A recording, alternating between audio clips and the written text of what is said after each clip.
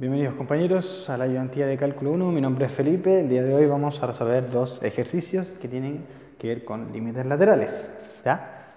Entonces, el primer ejercicio dice límite cuando x tiende a 0 de valor absoluto de x partido en x existe. Entonces, para saber si existe tenemos que ver si es que sus límites laterales son iguales, ¿ya? Entonces, el problema de este ejercicio es que tengo un valor absoluto y el valor absoluto hay que definirlo, ¿ya? Entonces, el valor absoluto de x se define de la siguiente forma. Se define como menos x si el x es menor a 0 y se define como x si el x es mayor a 0. ¿De acuerdo? Entonces, límites laterales, recuerden que es analizar cuando yo me voy por la izquierda y por la derecha al 0 en este caso, al punto al cual estoy hablando. Entonces tengo que ver si es que se cumple la siguiente relación. Límite cuando x tiende a 0 por la izquierda de mi función es igual al límite cuando el x tiende al 0 por la derecha de mi función. ¿Por qué no la escribí? Porque quiero que la definamos. Entonces, el valor absoluto de x, cuando yo estoy acercándome al 0 por la izquierda, eso quiere decir que el x es menor al 0. ¿Qué forma toma el valor absoluto? El valor absoluto toma una forma de menos x, ¿de acuerdo? El x de abajo no interesa, ¿ya? Porque no está en valor absoluto, siempre se va a comportar como x. En cambio, cuando el x tiende a 0 por la derecha, el x es mayor al 0, pero se acerca al 0, ¿cierto? Siendo mayor. El valor absoluto toma la forma de el x solito, ¿cierto? Positivo. Yo puedo simplificar esto, ¿cierto? Y aquí me queda un 1 y acá me queda un menos 1. Entonces me va a quedar menos 1 igual a 1. Eso se cumple, eso no es correcto, ¿cierto? Eso es una contradicción. El menos 1 no es igual al 1. Por lo tanto, se concluye que el límite, cuando el x tiende a 0,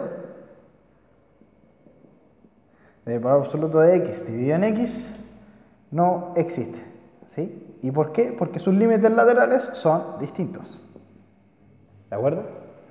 Eso sería el ejercicio número 1. Vamos al ejercicio número 2. ¿Sí? Ejercicio número 2. Dice, límite, bueno, siempre aquí es calcule, ¿cierto? Calcule el límite cuando x tiende a 0 de la función, donde la función se define de la siguiente forma, para x menor a 0 y para x mayor a 0. ¿Ya? Entonces, número 2.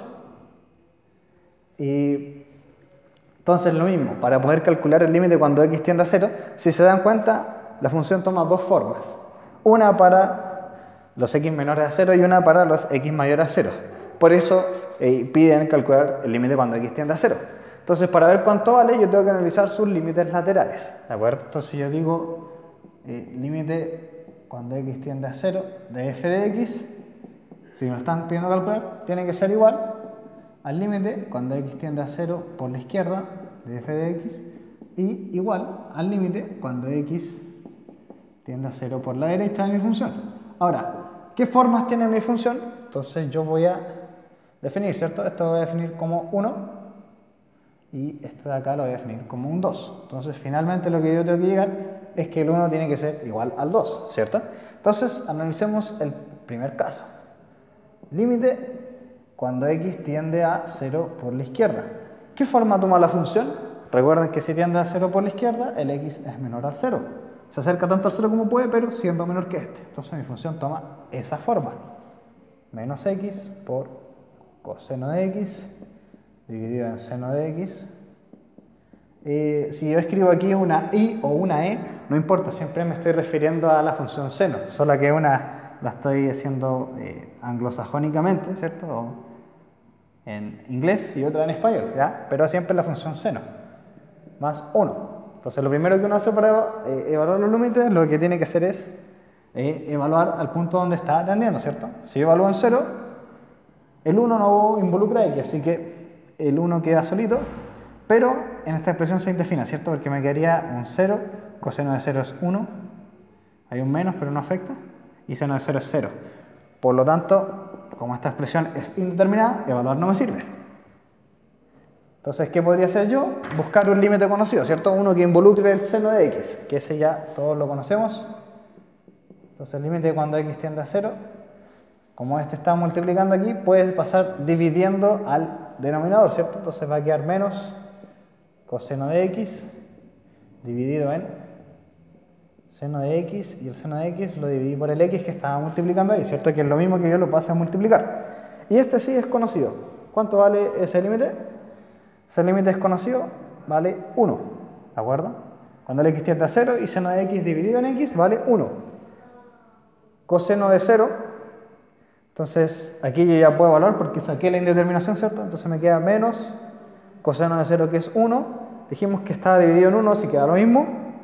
Y más 1, finalmente eso es igual a 0, ¿cierto? Menos 1 más 1 es 0.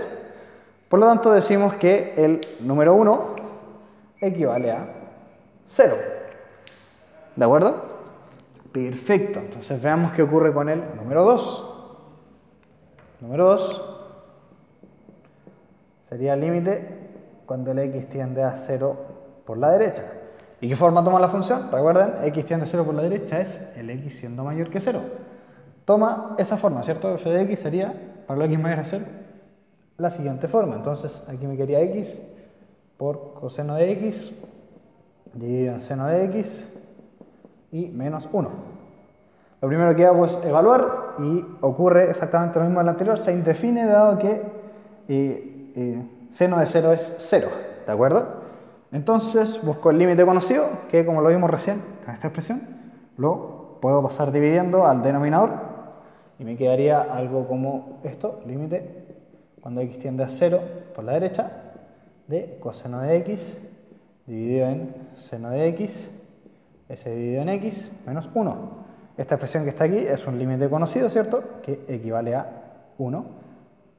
Evalúo, coseno de 0 es 1, ¿sí? Y 1 dividido 1 es 1, y menos 1 que está solito equivale a 0. Por lo tanto, el número 2 es 0. Luego, que ya calculé ambas partes, pregunto, ¿el 1 y el 2 son iguales? Es decir, 0 es igual a 0, sí. Si mi respuesta es sí, entonces este límite cuando x tiende a 0 de f de x, existe y tiene valor 0, ¿sí? Entonces decimos finalmente que como 1 igual a 2, entonces límite cuando x tiende a 0 de f de x es igual a 0. ¿De acuerdo? Aquí me faltó poner a lo mejor un igual a 0, entonces eso implica que... Y esa sería la forma de solucionar este ejercicio. Muchas gracias, que estén bien.